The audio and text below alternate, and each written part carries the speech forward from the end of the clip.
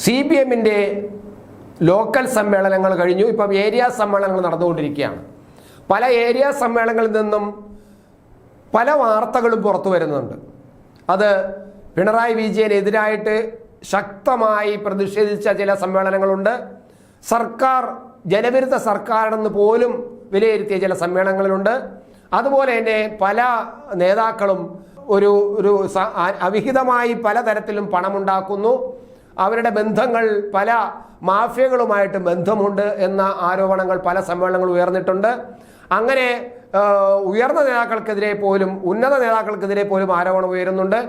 ചില സമ്മേളനങ്ങളിൽ ഇങ്ങനെ ആരോപണം ഉയർത്തുന്നവരെ പാർട്ടിയിൽ നിന്നും വെട്ടി വീഴ്ത്താൻ ശ്രമിക്കുകയും ഒക്കെ ചെയ്യുന്നുണ്ട്. ഇങ്ങനെ പലതരത്തിലാണ് ഇപ്പോൾ ഏരിയ സമ്മേളനങ്ങൾ നടന്നുകൊണ്ടിരിക്കുന്നത്. എന്നാൽ ഈ തിരുവനന്തപുരത്ത് ചാല ഏരിയ കമ്മിറ്റിയിൽ ഒരു വിശേഷം നടന്നിരിക്കുന്നു. മയക്കുമരുന്ന്, വയൽ നികത്തൽ, മാഫിയ സംഘങ്ങളുമായി ബന്ധമുള്ള രണ്ടുപേരെ ചാല ഏരിയ കമ്മിറ്റിയിൽ ഉൾപ്പെടുത്തിയതിനെതിരെ CPMൽ ആമർശമുയരുന്നു, പ്രതിഷേധമുയരുന്നു എന്നാണ്. കാരണം സമൂഹത്തിലെ വയൽ നികത്തലും അതുപോലെ മറ്റു ചില മാഫിയ പ്രവർത്തനങ്ങളുമായിട്ട് നിൽക്കുന്ന കള്ളനോട്ടങ്ങളുള്ള മാഫിയ പ്രവർത്തനങ്ങളുമായി നിൽക്കുന്നവരെ CPMന്റെ ഏരിയ കമ്മിറ്റിയിൽ ഉൾപ്പെടുത്തിയതിനെതിരെയാണ് പാർട്ടി പ്രവർത്തകർ രംഗത്ത് വന്നിരിക്കുന്നത്. പക്ഷേ അത് എത്രമാത്രം ഫലപ്രദമാകുമ്പോൾ ഇവരുടെ പ്രതിഷേധം എന്നത് പിന്നീട് കാണേണ്ടതാണ്. എന്തായാലും സജീവ പ്രവർത്തകരെ ഒഴിവാക്കിയാണ് മാഫിയ സംഘത്തെ ഉൾപ്പെടുത്തിയത് എന്ന ആരോപണമാണ് ഇവർ ഉയർത്തുന്നത്.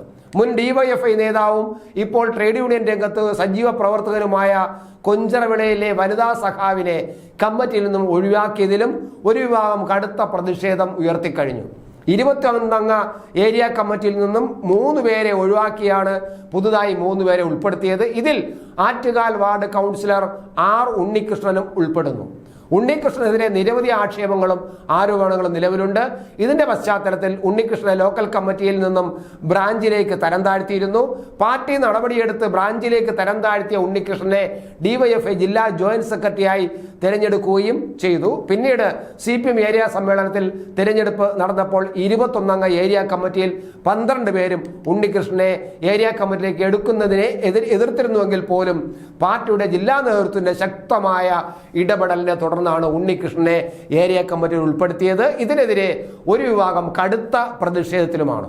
2015 പാർട്ടി പ്രവർത്തകരുടെ ജാമ്യത്തുക തട്ടിയ കേസിലെ അന്വേഷണ റിപ്പോർട്ട് പുറം കാണാത്തതിനെതിരെയും പ്രതിഷേധം പുകയുകയാണ്. കിള്ളിപ്പാലത്തെ DD ഓഫീസ് പ്രതിരോധവുമായി ബന്ധപ്പെട്ട് ആക്രമണം നടത്തിയതിന് ജാമ്യത്തിലിറക്കാൻ ബക്കറ്റ് പിരിവടക്കം നടത്തിയ 10 ലക്ഷം രൂപയോളമാണ് ഒരു നേതാവ് തട്ടിയെടുത്തത്. കെട്ടിവെച്ച ജാമ്യത്തുക കോടതി തിരികെ നൽകിയെങ്കിലും പാർട്ടിക്ക് കൈമാറിയില്ല. ഇത് അന്വേഷിച്ച ജില്ലാ സെക്രട്ടേറിയറ്റ് അംഗം BP മുരളി അധ്യക്ഷനായ അന്വേഷണ കമ്മീഷൻ കുറ്റക്കാരെന്ന് കണ്ടെത്തിയവർക്കെതിരെ ഇതുവരെ നടപടിയും എടുത്തിട്ടില്ല. നഗരത്തിലെ പ്രമുഖ ജനപ്രതിനിധികളുടെ വിവാഹ ചടങ്ങിലെ പണം വെട്ടിക്കൽ ശ്രമം ജനപ്രതിനിധികളുടെ തന്നെ പരാതിയോടെ പൊളിഞ്ഞിരുന്നു. ഈ പരാതിയിലും നടപടി ഉണ്ടായിട്ടില്ല.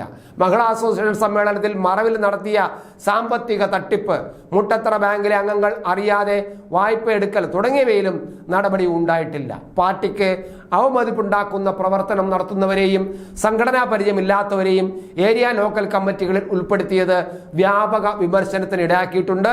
വിഭാഗീയത രൂക്ഷമായതിനെ തുടർന്ന് ജില്ലയിലെ പല ഏരിയ സമ്മേളനങ്ങളും സംഘർഷാന്തരീക്ഷത്തിലാണ് സമാപിക്കുന്നത്.